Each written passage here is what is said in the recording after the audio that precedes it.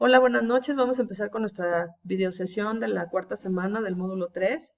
Vamos a ver cómo tenemos que trabajar justamente nuestro proyecto integrador, el cual tiene por nombre el ensayo, consecuencias sociales y culturales de un fenómeno natural.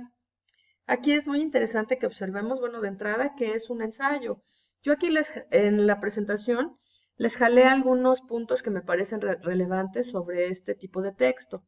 Lo primero que siento que es lo más importante es que el ensayo pues es un texto en el que se refleja nuestra propia voz, ¿sí? Es como la oportunidad que tenemos de expresar nuestras opiniones, nuestras ideas, a reserva de que sean o no sean verdad, y siempre apoyados con el argumento, con esta parte del argumento, que nos sirven mucho entonces la consulta de fuentes, ¿no? Que siempre sean confiables y fidedignas. De hecho, por eso es tan importante en el ensayo que nosotros incluyamos muy bien quiénes fueron nuestras fuentes. Después, bueno, pues como veíamos en plataforma, tiene una estructura muy específica el ensayo, que es la de introducción, desarrollo y conclusiones. Ya en la forma de elaborarlo, pues acuérdense, aquí era algo lo que preguntaba Alfredo, es decir, hay que seleccionar algún fenómeno natural que puede ser huracán, terremoto, inundación, tormenta o tornado. A mí me parece que aquí tenemos dos opciones. La primera es, bueno, a lo mejor yo hice mis actividades anteriores de los fenómenos naturales sobre el terremoto del 85. Entonces, pues sí, puedo seguir trabajando con ese mismo fenómeno. En ese caso, tienen el plus, por así decirlo, de que ya han venido investigando sobre ese tema. Entonces deben de tener bastante información y fuentes de consulta. La otra opción, pues, es que seleccionen algún otro nuevo, a lo mejor sobre alguno que no conozcamos tanto, y pues podría ser una oportunidad, ¿no? Para conocer sobre ese fenómeno y qué hacer, las medidas preventivas que hay, etcétera. Entonces aquí también lo que deben de hacer, bueno, pues es investigar en varias fuentes y considerar, pues, cuándo y cómo sucedió en México, por ejemplo, ¿no? No sé, en nuestro caso sería interesante checar en el punto de tornados, por ejemplo, en qué parte de la República es donde más se dan. Luego, cuáles fueron las consecuencias sociales y culturales de este fenómeno, que también son cosas que ustedes han venido trabajando semanas anteriores. De ahí que sí pudiera ser una buena opción, como les decía, pues que tomen no sé, el fenómeno natural sobre el que han venido trabajando, si es que cae en alguna de esas 5 clasificaciones. Luego, ¿cuál era bueno, la postura que teníamos del fenómeno antes de conocer de él y cuál es la postura después, ¿no? De pronto se me ocurre que entre más conozco sobre el fenómeno, hago más conciencia de lo que puede suceder, las afectaciones que puede tener y sobre todo de la parte en la que podemos nosotros afrontarlo, ¿no? En la parte ya de organización, que es lo que creo que entendí, Alfredo, que tenías más dudas, acuérdense que ahí nos piden cierto número de hojas. Si se pasan una cuartilla, 2 cuartillas más, no pasa nada. Lo importante aquí es que ustedes conserven la estructura del ensayo, ¿sale? Entonces, en la hoja 1, por ejemplo, tenemos nuestra portada. Pues ahí van a poner el título, ¿no? Ensayo. Se me ocurre que si es del terremoto del 85, pues podemos hacer alusión, ¿no? Este, a ese tema. Luego nuestro nombre, la fecha y el módulo que se cursa. Aquí yo les puse algunos como tips, ¿no?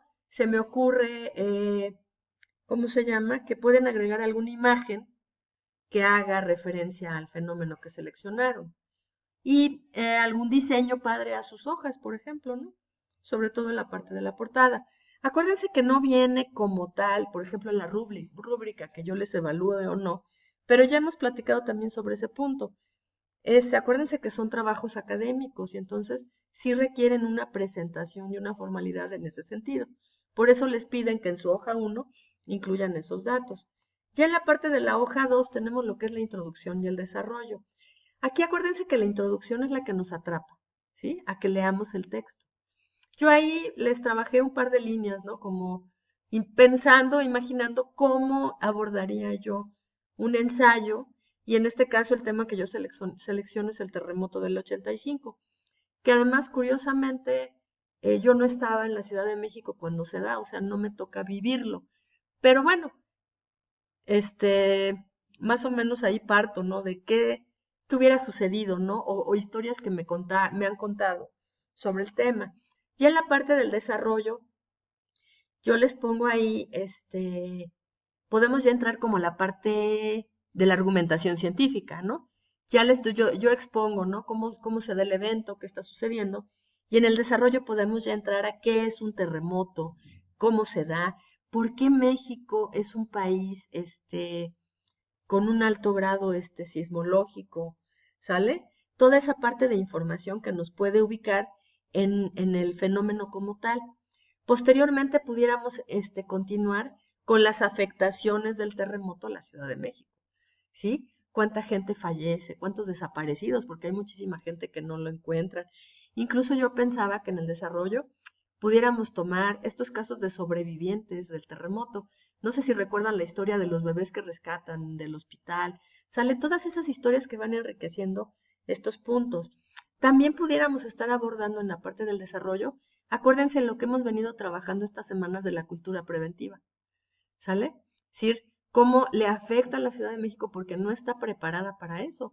Y cómo, además de no estar preparada para eso, se destapan cloacas, ¿no? Al ver toda la parte de, no sé, todos estos desarrollos urbanos, ¿no? Que se dan fuera de las normas, con bajas calidades de construcción, materiales, etcétera.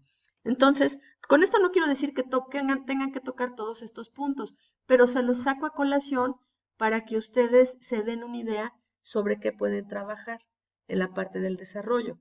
Siempre recordando, obviamente, cuál es su postura. Ya en la parte de las conclusiones, pues es reflexionar, ¿no? Sobre la enseñanza que nos deja un evento de esta naturaleza. No sé, yo regreso al caso del terremoto. Pues yo creo que lo más valioso, independientemente, bueno, pues sí es una tragedia, pero el valor que hay dentro de esta es cómo se une México, ¿no? Los mexicanos para ayudar al otro. Que a veces creo que somos demasiado egoístas, ¿no? Y de pronto no nos acordamos del vecino, de la gente que vive al lado, de quienes pueden necesitarnos hasta que estamos en situaciones de esta naturaleza. También pudiéramos estar reflexionando sobre lo que significa la prevención y qué aprendizajes también nos dejan, ¿no? Es decir, nosotros estamos muchísimo más informados y sabemos qué hacer que cuando se da el terremoto. Ya en nuestra hoja cuarta viene todo lo que pudieran ser nuestras referencias. Yo ahí ya les puse dos ejemplos utilizando el sistema APA. Les voy a subir a la sección de avisos la, un link de la biblioteca de la UNAM, donde hay ejemplos y todo de cómo citar bajo este sistema. Acuérdense que aquí no vale nada más poner el link, si es que son sus fuentes, páginas web, ¿sale? Hay que poner los datos que encontremos dentro del mismo sitio, ¿sale? Ahí, bueno, pues ya el punto final que les pongo es la parte de formato, ¿no? Que nos solicitan en plataforma, como el número de cuartillas, el margen, tipos de letra, ¿sale? Para que sí visualicen mucho esa parte, que su trabajo sea muy homogéneo, que tenga sus notas al texto, el margen, etcétera, ¿sale? Y vayan cubriendo con todos esos puntos. Entonces, Alfredo, específicamente, ¿cuáles son tus dudas ya sobre este contexto?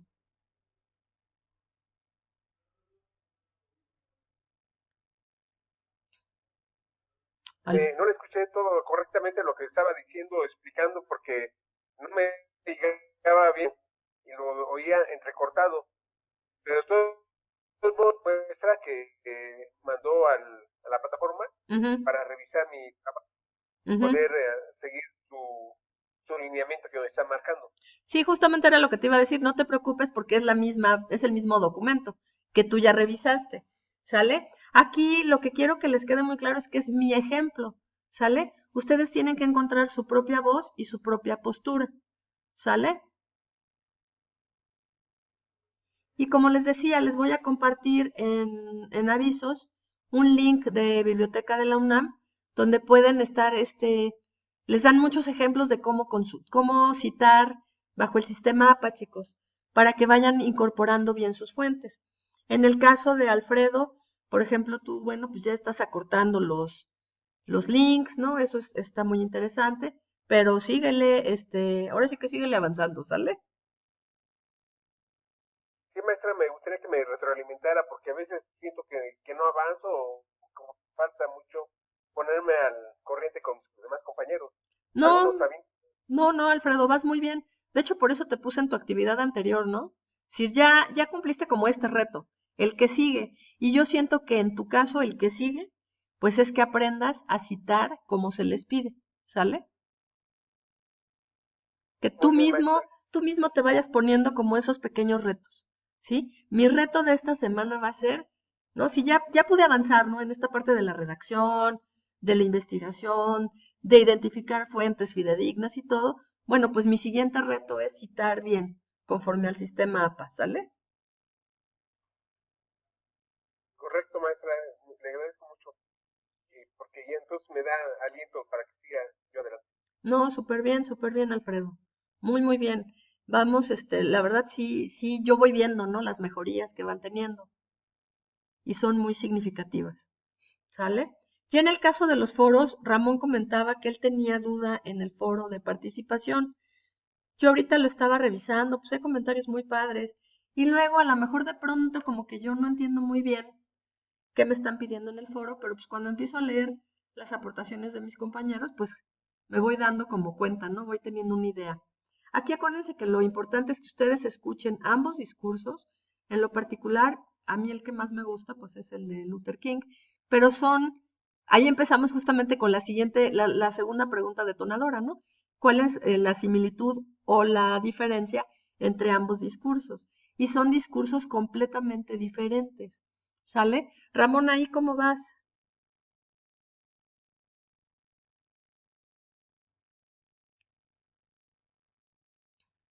No tiene el micrófono.